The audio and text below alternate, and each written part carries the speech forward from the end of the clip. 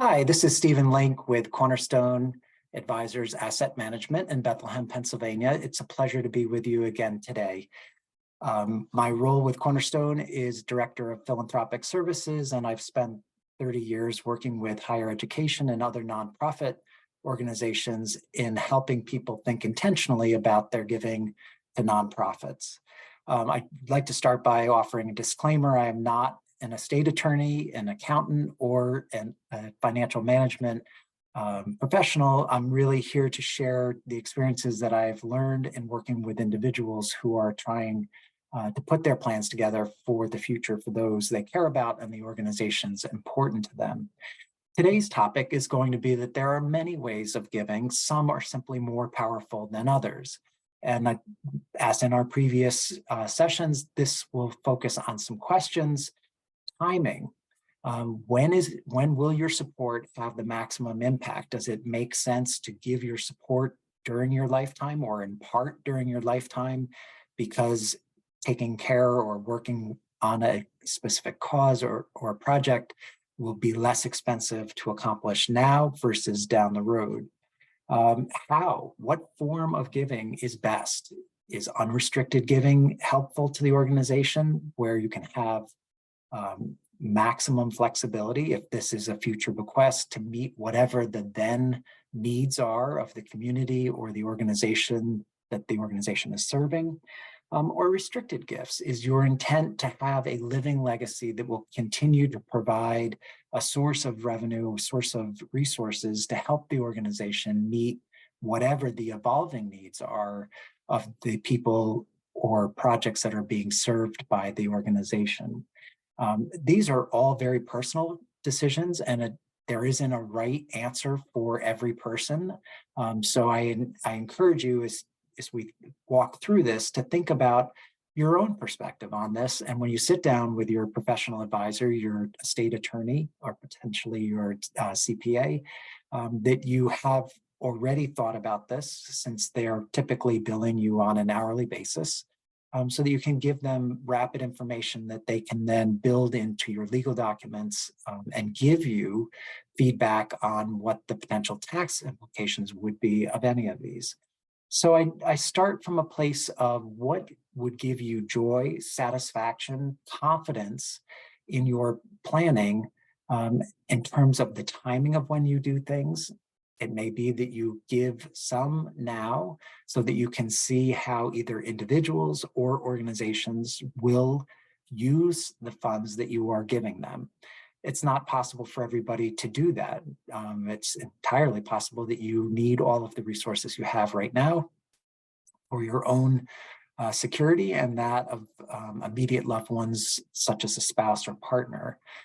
But I have personally found it helpful as I've moved into my 60s to intentionally start to give away money now so that I can see the organizations that I wish to support and see how they utilize those resources to make a difference in the mission that they are delivering. This is just to help you start thinking. There are some specific terms that you may want to get into your vocabulary for talking with your CPA or your estate attorney, one of which is the restricted versus unrestricted and endowment versus current use funding. True endowment can only be created if you, as the individual, direct the charity to create an endowed fund. Otherwise, the charity itself can have a policy that says if we receive an unrestricted gift from someone's estate, we will put it into endowment, but that's not true endowment, and the organization could go back at a later date and repurpose those funds for a different purpose. To be very candid, in the 3 decades I've been working with charities, unrestricted giving gives the charity the most flexibility to meet the then prevailing needs of the organization and of the community they are serving at the time you pass away. That may or may not be your wish. You may want to leave the funds in endowment so that there is a perpetual source of income available for the organization to meet the needs that are there. A couple of things to keep in mind: if you are giving for instance, a gift of $1,000 a year to an organization, it would take 20 times that to generate, using a 5% spending policy, to generate the same thing after your passing. One of the greatest gifts is for people to endow their annual giving so that the organization, while it will miss you personally and any guidance or encouragement you've been giving them, will have the steady flow of your support financially to deliver on the mission that they are focused on. So these are just some starting points to think about. Again, timing. When would the dollars be best to go to your living heirs? Perhaps to help with grandchildren's education, perhaps to help offspring buy a house or grandchildren buy a house. There are all of these milestones in life.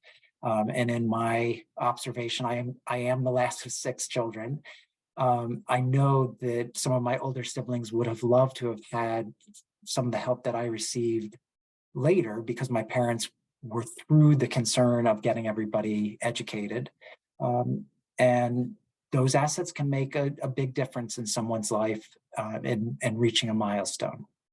So I encourage you to think carefully about when your support, your gifts will make a difference, and think very carefully about the ability to basically preview how an organization or an individual might handle the resources that you ultimately plan to leave to them during your lifetime. And if you're not happy with the result of what you're seeing happen, you have the opportunity to adjust your plans so that either the funds are being directed to something that more accurately reflects your wishes, or has a bigger impact on the community.